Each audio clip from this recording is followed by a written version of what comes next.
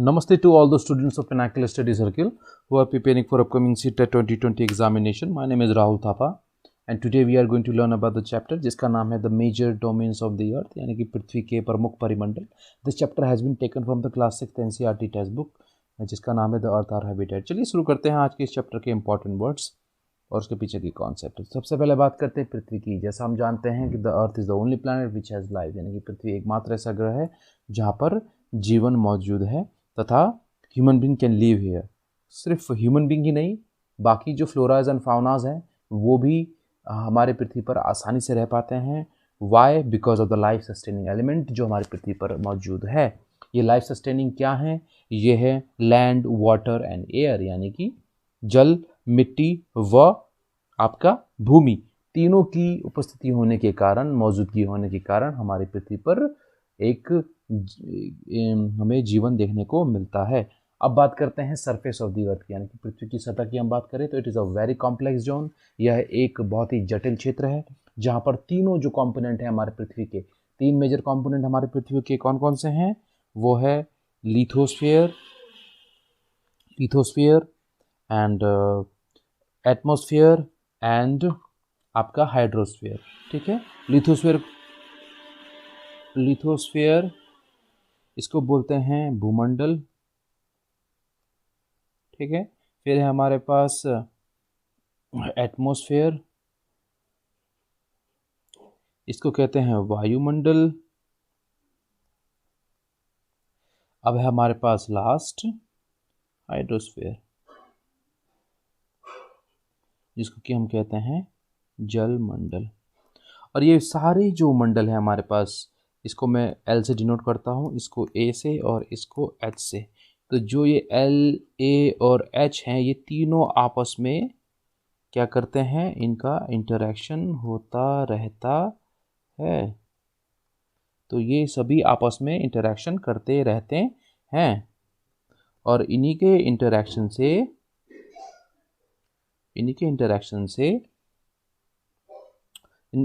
Interaction के साथ साथ ये एक दूसरे को क्या करते हैं? प्रभावित करते हैं, इन्फ्लुएंस. ठीक है, इंटरैक्ट, साथ ही आपका ओवरलैप, कभी कभी ये ओवरलैप भी करते हैं. जैसे कभी कभी आपको लिथोस्फीयर और आपका हाइड्रोस्फीयर वाली बीच की जगह यानी कि आपका वेटलैंड वाले पोर्शन आपको देखने को मिल जाएंगे. ठीक है, तो इस तरीके की स्थितियाँ हमें देखने को यहाँ पर मिल सकती है. अब आगे बढ़ते हैं. हमारे पास तो लिथोस्फीयर की जब हम बात करते हैं यानी कि भूमंडल की, तो ये कैसा पोर्शन है? सॉलिड पोर्शन है. ये पृथ्वी का कैसा भाग है?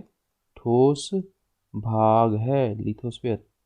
और लिथोस्फीयर एक शब्द से बना है, लिथोस, जिसका अर्थ होता है सॉलिड. कौन सा शब्द है ये? ग्रीक लेटर का शब्द है. ठीक है, अगला शब्द है हमारे पास हाइड्रोस्फीयर. हाइड्रोस्फीयर की बात करें तो जलमंडल हम कहते हैं. जैसा कि हम जानते हैं हमारी पृथ्वी का 71% जो एरिया है वो किससे कवर अप है? वाटर से कवर अप है यानी कि ओशन. ठीक है, और रिमेनिंग 29% में हमारे पास क्या है? लैंड मौजूद है यानी कि महाद्वीप या द्वीप. ये 29% भाग के अंदर आते हैं. अच्छा, फिर है हमारे पास लिथोस्फीयर के बाद, हाइड्रोस्फीयर के बाद एटमॉस्फेयर. एटमॉस्फेयर की जब हम बात करते हैं तो ध्यान रहे ये विभिन्न गैसों का जो आवरण है हमारे पृथ्वी को जो चारों ओर से घेरा हुआ रहता है, इसी को हम वायुमंडल कहते हैं. इसमें प्रमुख तौर पे कौन कौन सी गैसेज हैं? जैसे नाइट्रोजन. ठीक है, then we have oxygen, then we have CO2 and फिर आर्गन एंड अदर्स. तो ये हमारे पास अलग टाइप विभिन्न तरह की गैसेस मौजूद होती हैं एटमॉस्फेयर के अंदर. अब हमारे पास जो अंतिम जो प्रकार है हमारे जो पृथ्वी पर मौजूद है उसमें आता है जैवमंडल, जिसको कि हम कहते हैं बायोस्फीयर, बायोस्फीयर कहते हैं, ठीक है। और ये किसके मिलने से ये बनता है, जब लिथोस्फीयर, हाइड्रोस्फीयर व आपका एटमॉस्फेयर मौजूद हो, तीनों के कॉम्प्लेक्स इंट्रैक्शन के बाद ही बायोस्फीयर का जन्म होता है, और जिसमें कि विभिन्न प्रकार के फ्लोरा एंड फाउना मौजूद रहते हैं। फ्लोरा का मतलब होता है वेजिटेशन,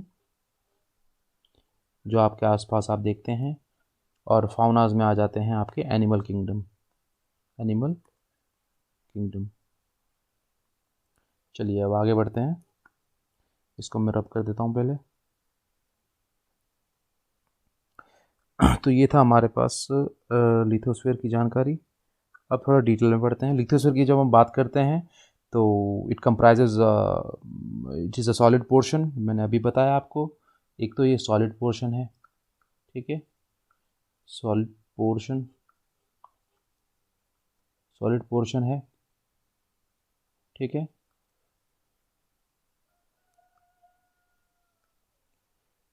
सॉलिड पोर्शन पहली चीज। दूसरा, it is a made up of, it contains, sorry, it consist of rock, यानी कि मेड अप ऑफ रॉक। ये विभिन्न प्रकार की चट्टानों से बना हुआ रहता है। रॉक्स को हम इंग्लिश में, सॉरी, हिंदी में चट्टाने कहते हैं, चट्टाने। ये कितने प्रकार की होती हैं? ये 3 प्रकार की होती हैं, ठीक है। आग्नेय, आग्नेय चट्टान, फिर है हमारे पास अवसादी चट्टान, फिर है हमारे पास कायांतरित चट्टान, जिसको कि हम रूपांतरित चट्टान भी कहते हैं। इंग्लिश में कहें तो इग्नियस रॉक, ये हो गया सेडिमेंटरी रॉक, और ये हो गया मेटामॉर्फिक रॉक। तो ये हैं हमारे पास विभिन्न प्रकार के रॉक्स। इनके बारे में डिटेल में हम बाद में पढ़ेंगे, लेकिन अभी आपको इतना ध्यान रखना है कि जो लिथोस्फीयर है ये मेनली इन्हीं रॉक से बना रहता है, और ये सभी रॉक्स में विभिन्न प्रकार के आपको मिनरल्स मिलेंगे, पहली चीज, और दूसरा आपको मिलेंगे न्यूट्रिएंट्स, और यही न्यूट्रिएंट्स ही आपको आपके वेजिटेशन, सॉरी, वेजिटेशन के टाइप, ग्रोथ, डेंसिटी वगैरह को डिसाइड करते हैं, ठीक है। अब आगे बढ़ते हैं।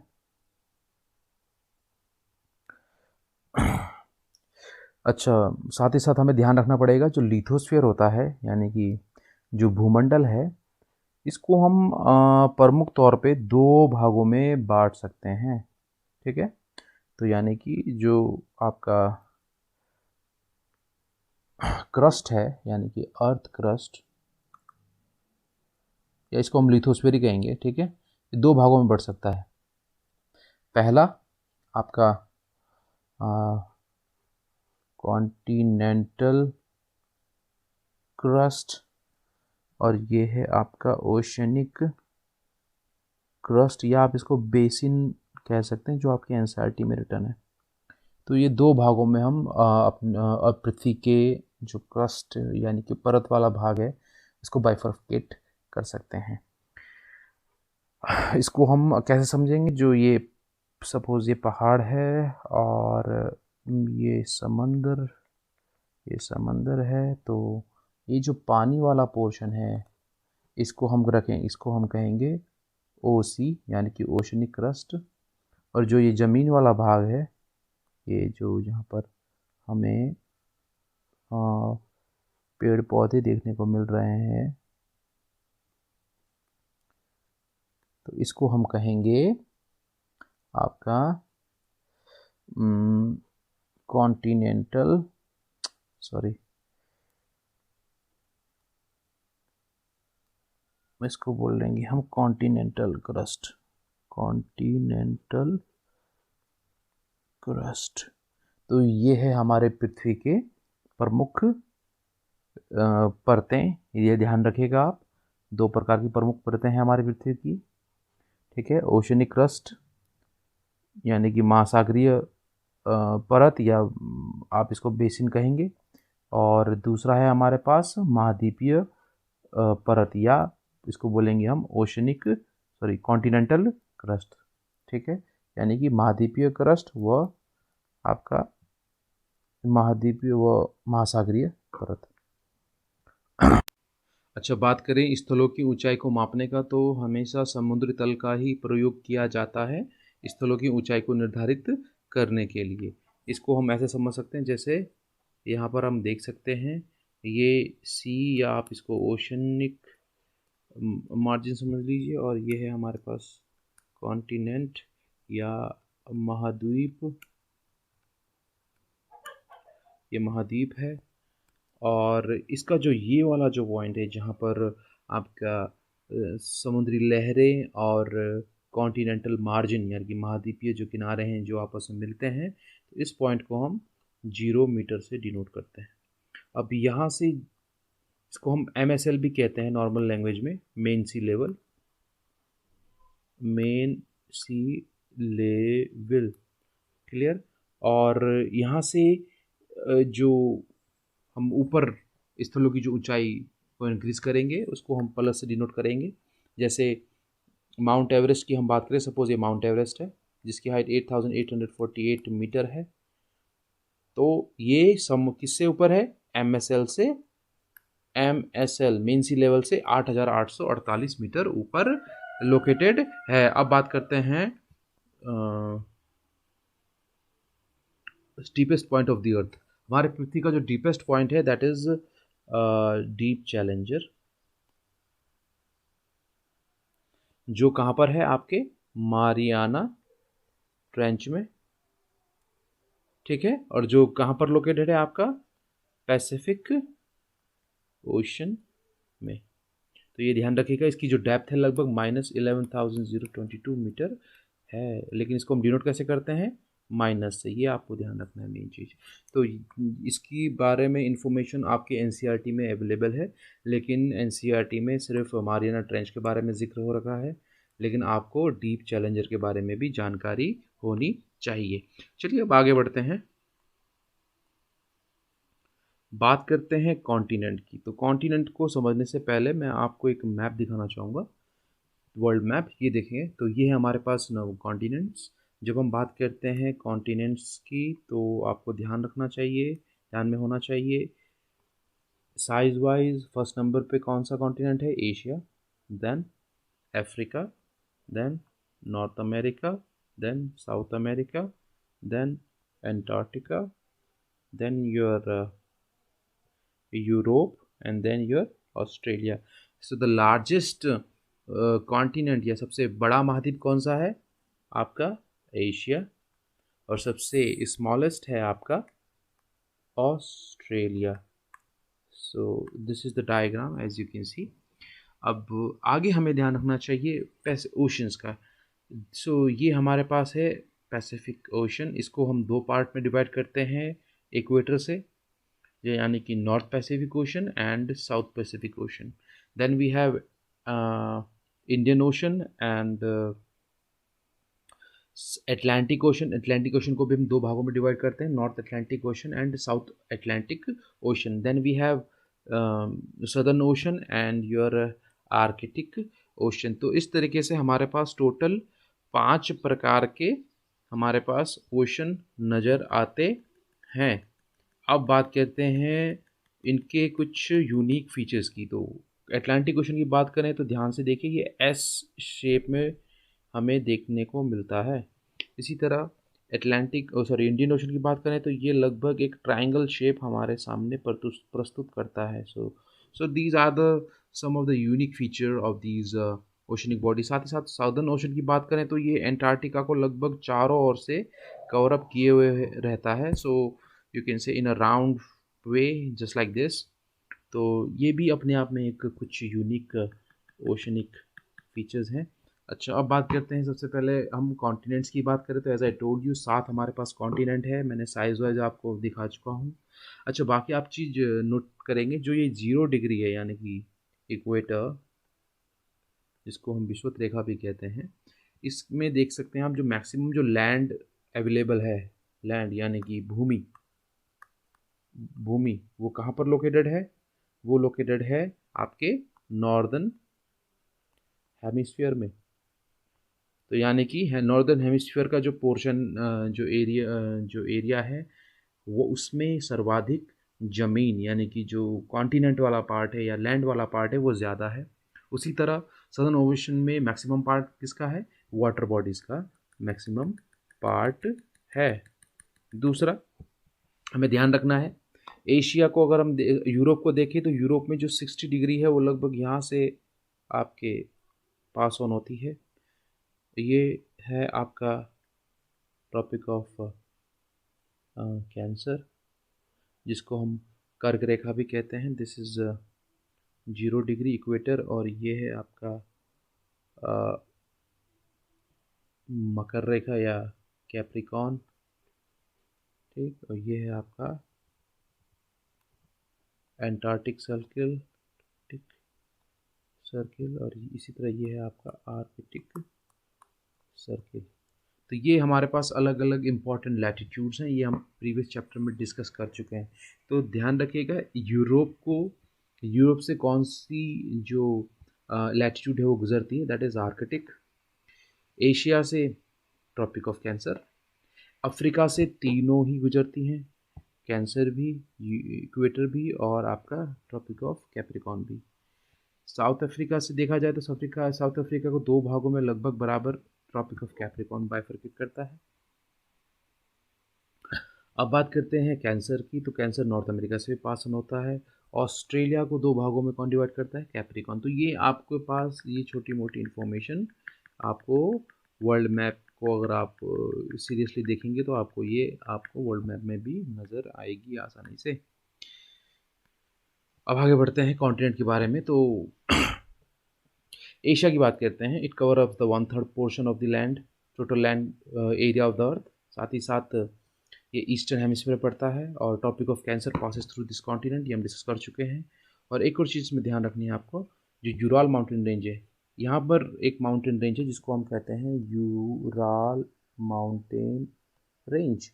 तो यूराल माउंटेन रेंज किस किस को अलग करती है?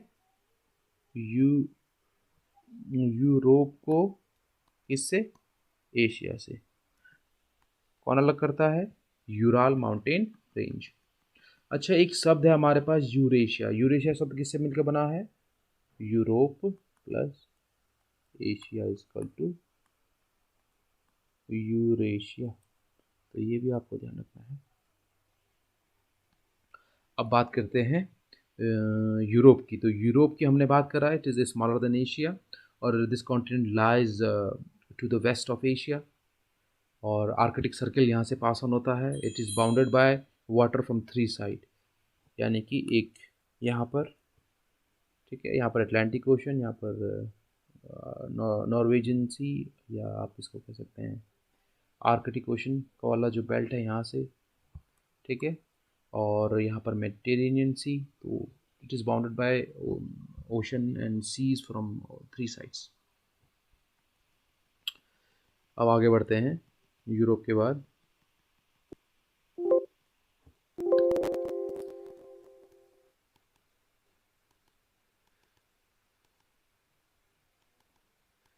यूरोप के बाद है हमारे पास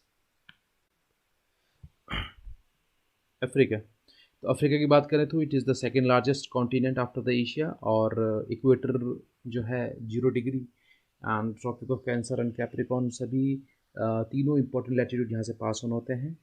और वर्ल्ड लार्जेस्ट डेजर्ट सहारा यहाँ पर लोकेटेड है, इसकी जो लोकेशन है लगभग यहाँ पर है, सारा डेजर्ट।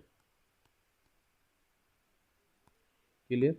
अब आगे बढ़ते हैं लॉन्गेस्ट रिवर नाइल, जिसकी लोकेशन है यहाँ पर। Nile river, the longest river, but the largest river is Amazon. Amazon is largest and Nile is longest.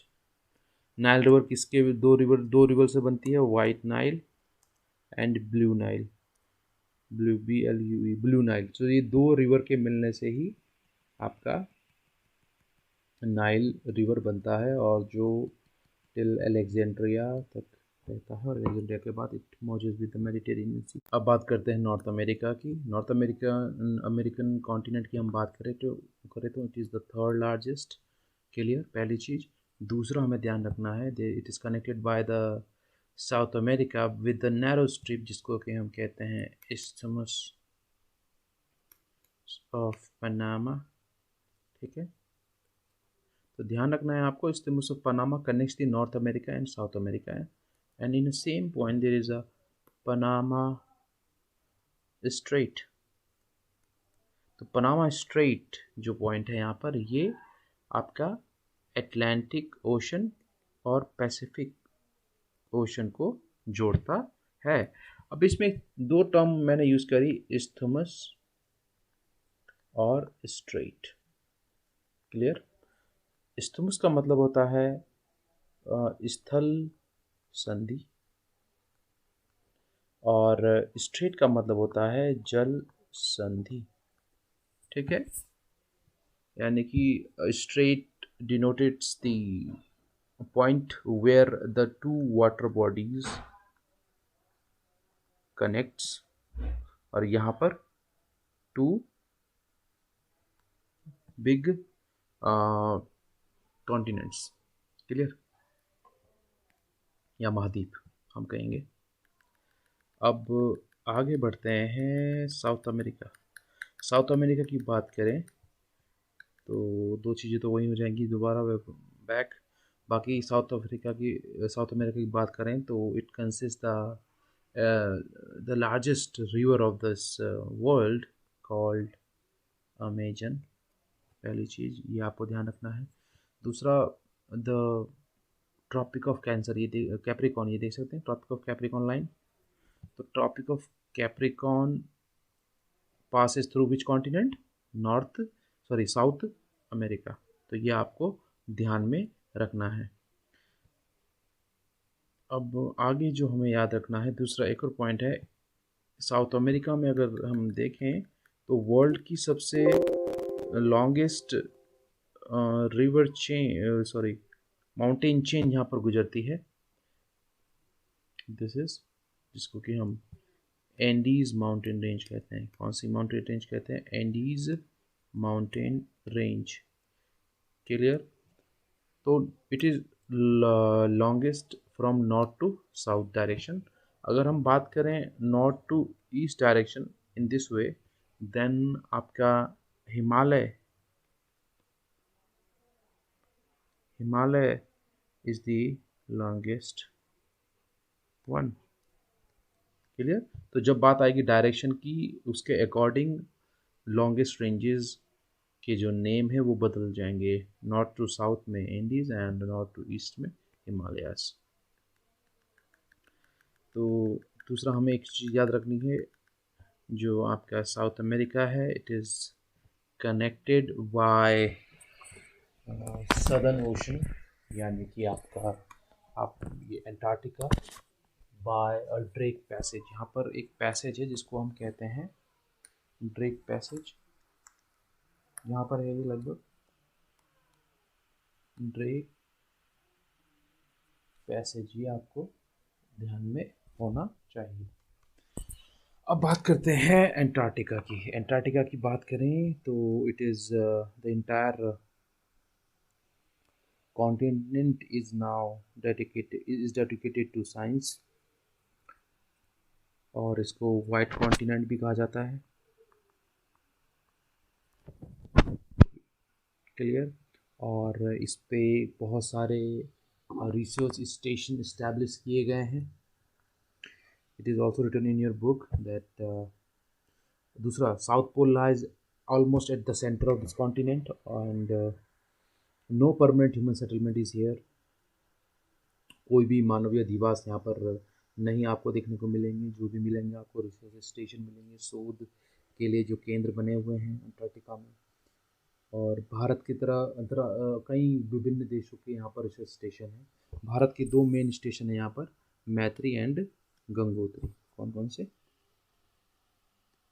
मैत्री एंड दक्षिण गंगोत्री। क्लियर? और यहाँ पर आपने एक चीज़ ध्यान रखनी है, बर्फीले तूफान को हम इंग्लिश में ब्लिजर्ड कहते हैं, तो ये ब्लिजर्ड प्रभावित क्षेत्र है। अब बात करते हैं आगे हाइड्रोस्फीयर की। तो हाइड्रोस्फीयर की हम बात करें तो as we all know our earth is known as the blue planet. हमारे अर्थ को ब्लू प्लैनेट कहा जाता है। And 71% of the earth is covered with the water and 21% is with the land. And hydrosphere consist of the water in all forms. और hydrosphere का मतलब होता है पृथ्वी पर उपस्थित जल सभी अवस्थाओं में, from gaseous to liquid to solid state. मोटे तौर पे 97% of the water is oceanic, और जो फ्रेश वाटर है हमारे पास लगभग 25.5% ही मात्र हमारे पास फ्रेश वाटर पीने लायक है। Large proportion of the rest of the water is in the form of ice sheet and glacier. यानी कि जो 2.5% हमारे पास जो फ्रेश वाटर है उसका भी लगभग 60% जो पानी है that is in a solid state, और जो रिमेनिंग पानी है that is only in a liquid state, और आउट ऑफ विच उसका भी जो मैक्सिमम पोर्शन है वो अंडरग्राउंड हमारे as a subterranean sources flow करता है। यानी कि बहुत ही स्मॉल परसेंटेज में ही पानी हमारे as a river, as a lake, as a tank available हो पाता है। तो लेकिन इसके बावजूद भी, इतने स्कार्सिटी फ्रेश वाटर की होने के बावजूद भी हम अपने पृथ्वी को ब्लू प्लैनेट कहते हैं। अब बात करते हैं ओशन की। तो ocean are the major part of hydrosphere. Clear? And ocean are always moving. ठीक है? ओशनिक यानी कि समुद्री जो पानी है या जल है इसमें हमेशा गति रहती है। और गति क्यों रहती है? इसके तीन मेन कारण हैं। कौन कौन से? वेव्स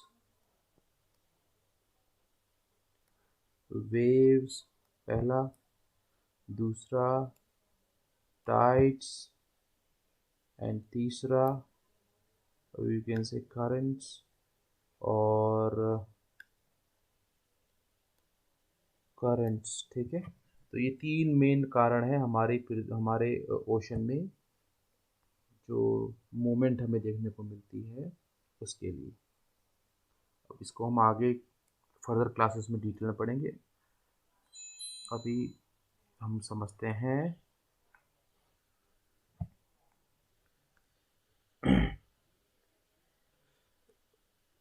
साथ ही साथ हमें ये ध्यान रखना है कि पैसिफिक ओशन, जो 5 बड़े ओशन हमारे पास, मैं पहले आपको वर्ल्ड मैप में दिखा चुका हूँ। Pacific ocean, Atlantic ocean, Indian ocean, southern Ocean and Arctic ocean. अब बात करते हैं पैसिफिक ओशन की। लार्जेस्ट है, ये मैं डिस्कस कर चुका हूँ। 1/3 ऑफ द अर्थ ये कवर करता है।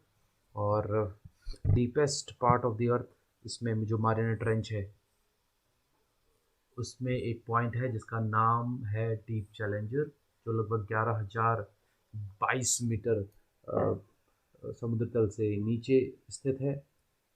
और अब बात करते हैं अटलांटिक ओशन की। अटलांटिक ओशन की हम बात करें तो सेकेंड लार्जेस्ट ओशन है। और इस ओशन का अगर हम शेप देखें तो ये एस शेप में है, ये देखिए आप। ठीक? तो नाइट्रोजन की बात करें तो लगभग 78% है। ठीक है, ये ध्यान रखिएगा। 21% है हमारे पास ऑक्सीजन। दोनों को जोड़े तो 99% हो रहा है, N+O2। लेकिन जो रिमेनिंग 1% है, इनमें कौन कौन सी गैसेस है ये हमें पता होना चाहिए। तो इनमें जो पहले नंबर पे गैस है वो है आर्गन, जो लगभग 0.93% है। और CO2 कार्बन डाइऑक्साइड, ये है लगभग आपका 0.03%। क्लियर? और रिमेनिंग में अदर गैसेस। तो ये हमारे टोटल जो एटमॉस्फेयर में विभिन्न प्रकार की गैसेस हैं उनका परसेंटेज मैंने आपको अभी दिखाया। इनमें आपको सभी के परसेंटेज आपको बाय हार्ट याद होने चाहिए, एग्जाम में ये पूछे जा सकते हैं। CO2 की बात करें तो CO2 is termed as most dangerous gas आजकल, अगर देखा जाए जिस तरीके से ग्लोबल वार्मिंग एंड जो एक्सट्रीम इवेंट्स हैं वेदर के, वो जैसे इंक्रीज हो रहे हैं, climate change also somehow related to the CO2 gas. लेकिन ऐसा नहीं है कि CO2 gas is very dangerous. CO2 जो गैस है ये तभी डेंजरस होती है जब ये एक सर्टेन लिमिट को एक्सीड करती है। अदरवाइज अगर ये एक निश्चित मात्रा में ही रहे तो it is very good for our earth, और that is why we can say that it makes our earth habitable. ये हमारे पृथ्वी को जीवन जीने योग्य बनाती है। CO2 एक हैबिटेबल इन्वायरमेंट बनाती है।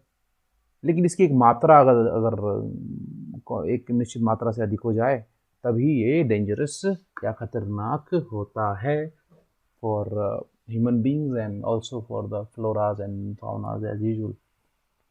अब आगे बढ़ते हैं। एटमॉस्फेरिक डेंसिटी की हम जब बात करते हैं तो ध्यान रखिए, जैसे जैसे हम हाइट में ऊपर जाते हैं, यानी कि above from the earth surface, तो एटमॉस्फेरिक जो प्रेशर है ये गिरता जाता है। Clear? Suppose this is the mountain, तो आपने देखा होगा जो माउंटेनिंग करते हैं उनको हमेशा अपने साथ एक अल्टरनेटिव सोर्स ऑफ ऑक्सीजन रखना पड़ता है, स्पेशली यदि जब वो 400 मीटर से ऊपर की हाइट के माउंटेन्स को स्केल अप करना चाहते हों। तो कुल मिला के आपको क्या ध्यान रखना है, higher we go lesser the atmospheric pressure. Atmospheric कम होगा, प्रेशर कम होगा, साथ ही साथ वहाँ पर ऑक्सीजन की मात्रा भी बहुत कम होती है। अब बात करते हैं, और साथ ही साथ जो एयर मॉलिक्यूल्स होते हैं, एयर पार्टिकल्स होते हैं, वो भी काफ़ी ज़्यादा मतलब डी क्लस्टर शेप में होते हैं, मतलब एक साथ नहीं रहते, वो एक दूसरे से काफ़ी मतलब सेपरेटेड मतलब रहते हैं। ठीक है, तो यानी कि उनके बीच जो गैप्स हैं वो बढ़ जाता है, जैसे जैसे गैप बढ़ता जाता है जैसे जैसे हम ऊपर हाइट में जाते हैं। लेकिन as we go to the sea surface, जैसे हम समुद्री तल पे पहुंचते हैं तो समुद्री तल पर एटमॉस्फेरिक प्रेशर जो है, suppose this is the ocean, तो एटमॉस्फेरिक प्रेशर सबसे ज़्यादा हमें देखने को मिलता है।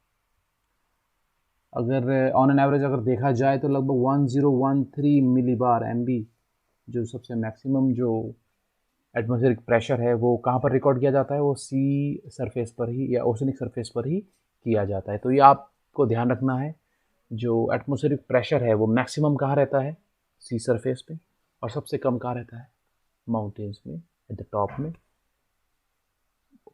At the top of at the toppest at the highest point of the continents. Clear? अब आगे बढ़ते हैं।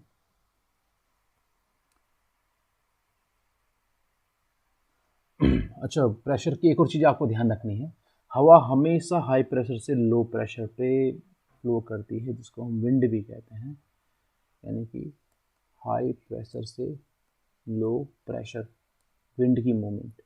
ठीक है, विंड मूवमेंट। अच्छा, ये जो है हाई प्रेशर से लो प्रेशर, तो विंड की मूवमेंट होती है। लेकिन एक चीज़ ध्यान रखनी है, जो एटमॉस्फेरिक प्रेशर है इसका और टेम्परेचर का, यानी कि तापमान का एकदम अपोजिट रिलेशन होता है। अपोजिट रिलेशन यानी कि अगर एटमॉस्फेरिक प्रेशर ज़्यादा होगा तो टेम्परेचर कम होगा, टेम्परेचर कम होगा तो एटमॉस्फेरिक प्रेशर ज़्यादा होगा। ठीक है, तो यानी कि हाई प्रेशर वाला जो एरिया है वो कैसा होगा, जहाँ पर टेम्परेचर लो होगा, और जो लो प्रेशर वाला एरिया है ये कैसा एरिया होगा, जहाँ पर टेम्परेचर हाई होगा। तो ये चीज़ आपको ध्यान रहेगी। तो it is a universal rule. अगर आप ये चीज़ समझ गए तो आपको आगे मानसून समझने में बड़ा हेल्प होगा, और बाकी आपको एटमॉस्फेरिक बाकी जितने भी चैप्टर्स हैं एटमॉस्फेयर से, मेट्रोलॉजी से रिलेटेड या एटमॉस्फेयर से रिलेटेड, तो आपको इजीली समझ आएगा जब आप इन बेसिक कॉन्सेप्ट को समझेंगे। अब बात करते हैं बायोस्फीयर की। तो बायोस्फीयर क्या है, एक सीमित क्षेत्र है जहाँ पर भूमि, जल व हवा तीनों आपस में मिलते हैं। और ये जो क्षेत्र होता है, ये ऐसा क्षेत्र होता है जहाँ पर आपको जीवन भरपूर मात्रा में देखने को मिलेगा, विविधताओं में देखने को मिलेगा। सूक्ष्म सूक्ष्म जीव यानी कि बैक्टीरियाज, माइक्रोब वगैरह से लेकर बड़े से बड़े जीव जैसे हाथी, जिराफ, ये सब आपको देखने को मिलेंगे। बेसिकली हम बायोस्फीयर को दो भागों में बांट सकते हैं, plant kingdom and animal kingdom. Plant kingdom में सभी प्रकार के विभिन्न प्रकार के वेजिटेशन शामिल है, और एनिमल किंगडम में विभिन्न प्रकार के एनिमल्स यानी कि फौना स्पीसीज शामिल है। इसको हम आगे डिटेल में पढ़ेंगे। लेकिन हमें एक चीज़ ध्यान रखनी है कि जिस तरीके से हम आज डिफॉरेस्टेशन यानी कि पेड़ों को काट रहे हैं और केमिकल डिस्चार्ज कर रहे हैं रिवर्स में, और रिवर्स को पॉल्यूट कर रहे हैं,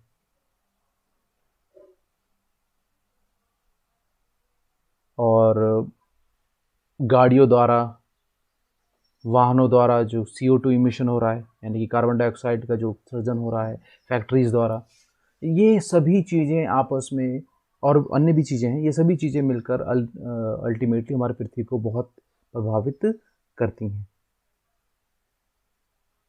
वह ग्लोबली देखा जाए तो जो टेम्परेचर राइज है, जिसको हम ग्लोबल वार्मिंग भी कहते हैं, इसकी समस्या को बहुत ज़्यादा एक्सेलरेट करती है ये सिचुएशन, ये परिस्थितियाँ। इसीलिए दैट इज़ वाई हमें क्या करना चाहिए, we need to limit the use of resources.